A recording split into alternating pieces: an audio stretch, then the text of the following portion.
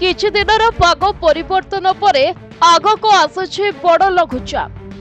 ଆସନ୍ତା 6 ତାରିଖରେ ବଙ୍ଗୋପସାଗରରେ ଆଉ ଏକ ଲଘୁଚାପ ସୃଷ୍ଟି ହେବାର ଆଶଙ୍କା ରହିଥିବା ବେଳେ ଆସନ୍ତା 4 ତାରିଖରୁ ରାଜ୍ୟରେ ବଢ଼ିବ ବର୍ଷା। ସମୁଦ୍ର ଅଶାନ୍ତ ହେବା କାରଣରୁ ସମୁଦ୍ରକୂଳିଆ ଲୋକମାନେ ଏବେ ବିପଦରେ ରହିଛନ୍ତି। 4 ତାରିଖରୁ 10 ତାରିଖ ପର୍ଯ୍ୟନ୍ତ ରାଜ୍ୟର ବିଭିନ୍ନ ସ୍ଥାନରେ ବର୍ଷାର ପରିମାଣ ବଢ଼ିବ। ହେଲେ ରାଜ୍ୟର କେଉଁ ଜିଲ୍ଲାରେ ଏହାର କେତେ ପ୍ରଭାବ ପଡ଼ିବ ସେ ନେଇ ପାଣିପାଗ ବିଭାଗ ପକ୍ଷରୁ ଆକଳନ କରାଯାଉଛି।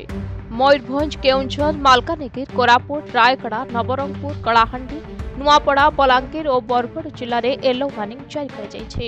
ଆଗାମୀ 7 ଦିନ ଯାଏଁ ରାଜ୍ୟରେ ହାଲୁକାରୁ ମଧ୍ୟମ ଧରଣର ବର୍ଷା ହେବାର ବିଶେଷ ସମ୍ଭାବନା ଥିବା କାରଣରୁ ଦିନର ତାପମାତ୍ରା ଅଧିକ ରହିବ। ତେବେ ଆଜି ଓ କାଲି କିଛି ସ୍ଥାନରେ ବିଜୁଳି ଘଡ଼ଘଡ଼ି ସହ ବର୍ଷା ହେବାର ମଧ୍ୟ ସମ୍ଭାବନା ରହିଛି, ଯେଉଁ କାରଣ ପାଇଁ ପାଣିପାଗ ବିଭାଗ ପକ୍ଷରୁ ସତର୍କ ସୂଚନା ଜାରି କରାଯାଇଛି। ଉତ୍ତର ଓଡ଼ିଶା ସହ ଦକ୍ଷିଣ ଓଡ଼ିଶାରେ ଆଜି ଘଡ଼ଘଡ଼ି, ବିଜୁଳି ଓ ବର୍ଷା ସମ୍ଭାବନା ନେଇ ୟେଲୋ ଆଲର୍ଟ ଜାରି କରାଯାଇଛି। ତେବେ ଗୋଟିଏ ପଟେ ମା ଜଗଜନନୀଙ୍କ ଆଗମନ ପାଇଁ ଆରମ୍ଭ ହୋଇଗଲାଣି ପୂଜା ପ୍ରସ୍ତୁତି। ବନ୍ଧା ହେଲାଣି ତୋରଣ ଓ ମଣ୍ଡପ। ଅନ୍ୟପଟେ ପାଣିପାଗ ବିଭାଗର ଆକଳନ ଅନୁଯାୟୀ ଲଘୁଚାପ କ୍ଷେତ୍ର ସୃଷ୍ଟି ହୋଇପାରେ, ଯାହାର ପ୍ରଭାବରେ ଆସନ୍ତା 4 ତାରିଖରୁ 10 ତାରିଖ ପର୍ଯ୍ୟନ୍ତ ରାଜ୍ୟରେ ପ୍ରବଳ ବର୍ଷା ହେବ। ଦୁର୍ଗା ପୂଜାରେ ବୁଲିବା ଏକ ପ୍ରକାର ବାଧା ସୃଷ୍ଟି ହେବ। ରିପୋର୍ଟ ପ୍ରତିଦିନ ଟିଭି।